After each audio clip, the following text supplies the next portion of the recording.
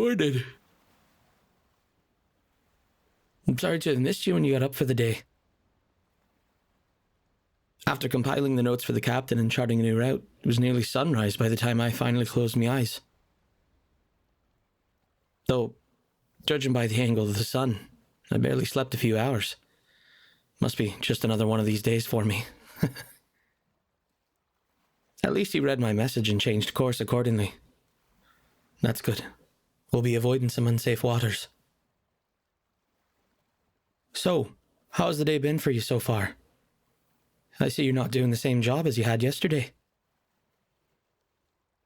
I'm not surprised that Captain Leon assigned you something different today. Must be a real bother having to be at everyone's beck and call. I mean, at least you can take solace in the fact that your presence on the ship is helpful to others, but still. That doesn't make it any less of a pain, especially since you know people will be on the lookout for any error you might make. It must get quite draining to deal with. The work is tough. You're right about that. Most of the crew is trained on multiple tasks to keep the ship running smoothly. Checking the rigging, mending clothes, replacing the masts, right down to counting inventory and scrubbing the decks. It's all important work. Though, I can't say cleaning all the cannons is any better than what he made you do yesterday. Aside from his temperament, are you at least enjoying your stay on the Nightingale? I hope the others haven't been especially cruel to you. Despite the Abyss Pirates' reputation, I don't think they're all that bad compared to the other ships I've heard stories of. By no means am I saying they're nice, but by pirates' terms, they don't deal with the smuggling of people. Though that's due to the little value the captain sees in that business, not due to morals. And if you were to face anyone's blade, it would be a swift death rather than a dragged-out torture. I think there's honor in that, despite the bloodshed. So, you're on better terms with the captain then? I know that Cranky Cragmaw can seem a bit fickle, and he's very self-focused, but he values passion and loyalty. If you show him these things, he takes care of you. It worries me that Captain Leon sees the crew as tools to meet his goals, but at least he takes care of his tools. I feel like he's a man easily understood once you know his motivations and desires. That makes him predictable in that way. What about some of the others? Are you getting along with the rest of the crew? There's someone you're not sure about? You've had a run-in with a tall, hulking sailor. I know who you speak of. I'm sorry, I don't know much about him myself, but I believe you speak of Kane. The one with the heavily tattooed arms, the towering fellow with the thick leather gloves? I'm unsure how else to explain this, but I don't exactly enjoy his presence. Something about him feels wrong to me, though he's never crossed me, let alone really spoken to me. It's like a wave of nausea hits me, like how I feel sick when I think too hard about my past. He, like the rest of the crew, avoids me. I'm concerned that he too feels that way towards me, unsettled by my company. To be fair, I'm too nervous to approach him on the matter. I don't think he cares enough to do the same. It's surprisingly easy to be on the same ship for months and yet never speak to someone. There's another who you've spent some time with. That rascal. You think he's a nice guy, Finn? Please be wary of him. Behind that smile is a scoundrel. Rascal doesn't properly convey what he's like. Not that others would hear me out. He's well appreciated among the crew, and has made himself to be well liked both on the Nightingale and at any harbour we dock in. You would find him at any tavern or at any game table. Do not find yourself placing bets against him while playing 3 Dragon Ante or Liar's Dice. You'll be robbed of what little coin you earn. He's been on board for a while from what I hear. And he knows just about every job there is. He even assists me in navigating, though I don't usually need it. From what I learned of him, he's the type to hold something over your head, especially if it's a close-guarded secret. He's got watchful eyes and good ears, which is why he does so well with being up in the crow's nest.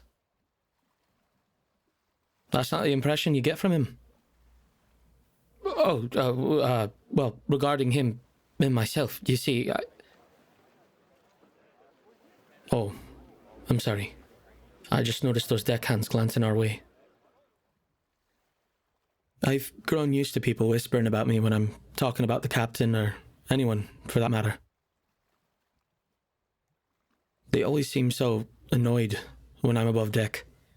They think I'm always slacking off, but often they don't see the work I do. The captain doesn't discourage it, which I don't expect him to. But still, it's something that weighs me down. Here, let me help you move the next cannon out, since you're almost done with that one. It's fine.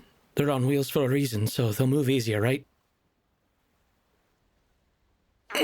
Storms, they're a lot heavier than they look.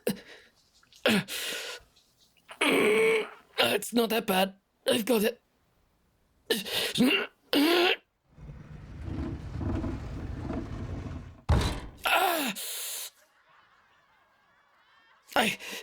I've got this. I just need to...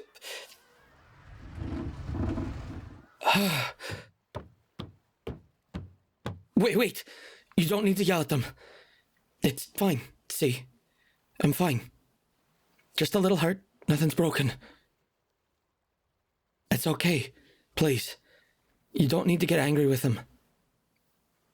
It was funny. So, a little bit of laughter isn't a bad thing, right? Just, please, don't fight with anyone. That's not worth it.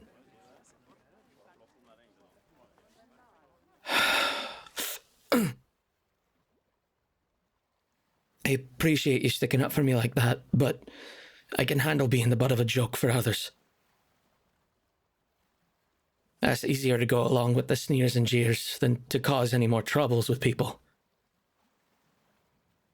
Let's just get back to work, shall we? You still have this cannon to clean and polish, and then the ones on the lower deck to do, right? I still can't believe I let myself make such a foolish mistake. How embarrassing. If only I was a little bit stronger. Maybe I would have been able to guide the cannon better. I wasn't expecting to lose control of it like that. How could I have been so careless? Storms, what a mess. I'm sorry for inconveniencing you. I'll try to be more careful from now on. Ow. No, seriously, please, don't worry about me. I can try to help out. It's just... I guess what happened earlier caused my arm injury to start to flare up again. I think I told you about it the night we first met. If I'm not being careful, certain movements can trigger the pain. At first, I thought I had it under control, but now the pain seems to be getting worse and worse. Trying to lift my arm, but it feels so heavy. I can feel the ache all the way in my bones. It's a dull throbbing pain. I mean, like I said to you earlier, I'm sure it's not broken or anything, but it's still uncomfortable, to say the least. I want to push through it, but if I can't lift my arm, then I'm not going to be of much help to you during your chores, am I?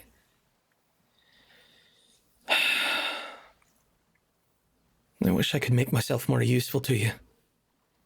I did tell you that I was going to help, but At this point, I'll just end up being more of a burden to you. Oh, no. I can't have the others notice. Maybe if I just stay quiet, I won't draw too much attention to myself.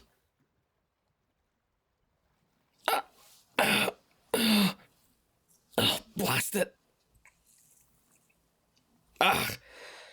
My legs are starting to feel weak too. No. Sorry about bumping into you. The pain from my injured arm throws off my balance sometimes. I end up stumbling around and making more mistakes than usual. That's such a bother. Not only to myself, but to those around me. I can tell. I don't know, I was hoping it was just a matter of getting my sea legs. But it's sure taken me a long time. It's hard to keep myself steady. At this rate, I might fall overboard. Oh, no, the problem isn't that I can't swim.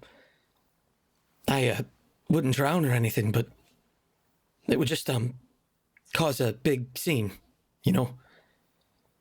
I've already made enough trouble for one day.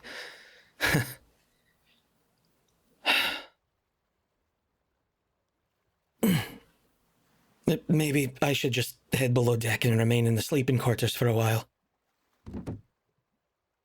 Oh, you don't have to pick me up. Wait, are you carrying me? This is kind of embarrassing. You're hoisting me up like a damsel in distress from an old sea tale. You don't really need to make such a fuss over me. Then again, I guess this is quicker than trying to walk on my own. I just hope no one sees us.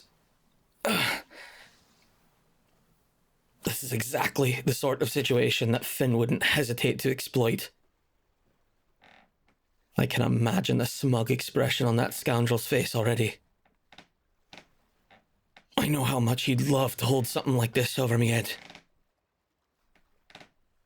He'd probably threaten to tell Captain Leon that I'm so weak I have to depend on a newcomer to carry me down to the sleeping quarters during the middle of the day. Fortunately, I haven't spotted him lately. Maybe luck is on my side today after all. Then again, with how terribly the pain is flaring up, it might be too soon to say that. Never mind then.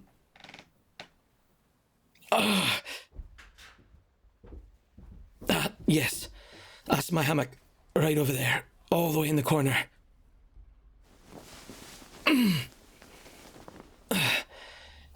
Yes, I do have a first aid kit.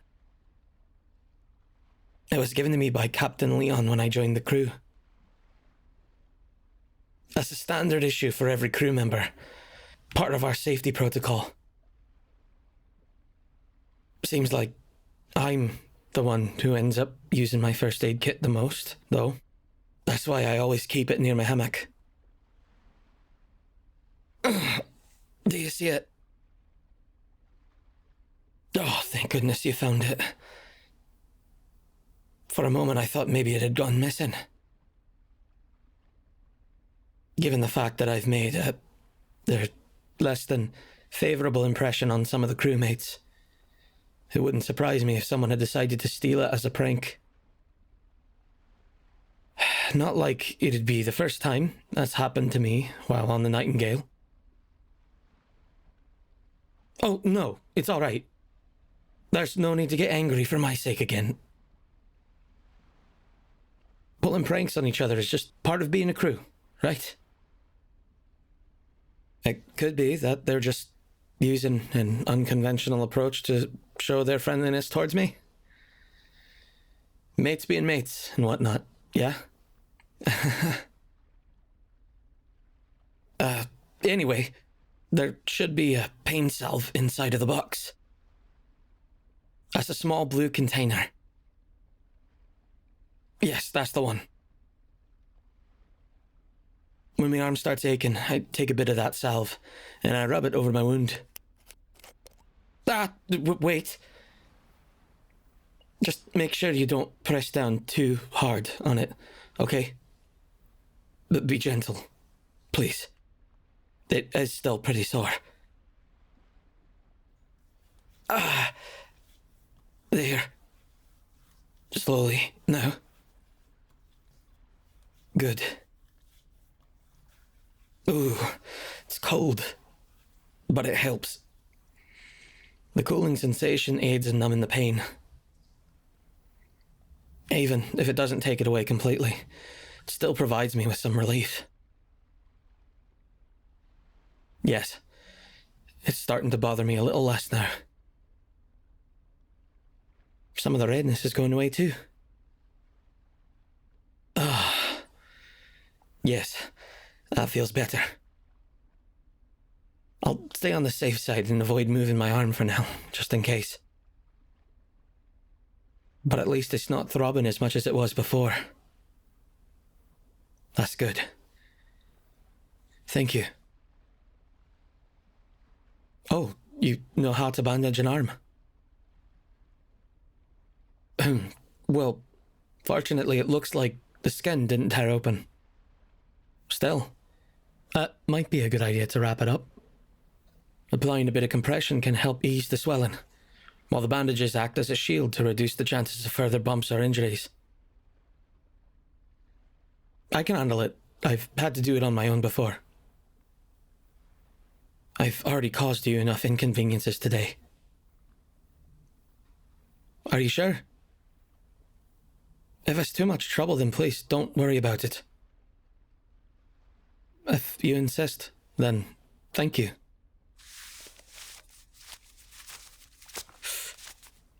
No, it's fine. There we go. Thank you for going out of your way to take care of me. I appreciate that.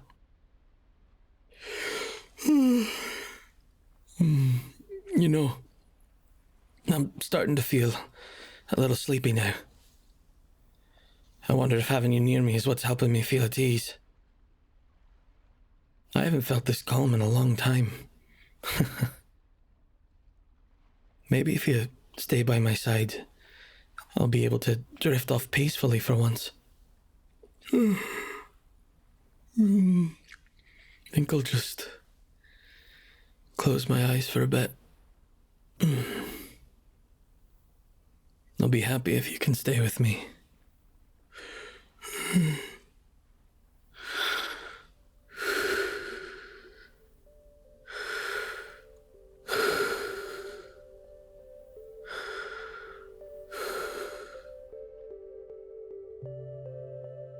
If that's okay with you, would you mind staying here for a bit longer? I'll talk to the captain about your work if he makes a fuss, I promise. In the meantime, please leave a like and make sure you're subscribed to the channel. For the adult listeners, you can find treasures on patreon.com/Celesterra. If you'd like a custom audio, make your way to anagomi.com/commissions. I promise I'll be good to you, so please wait for me.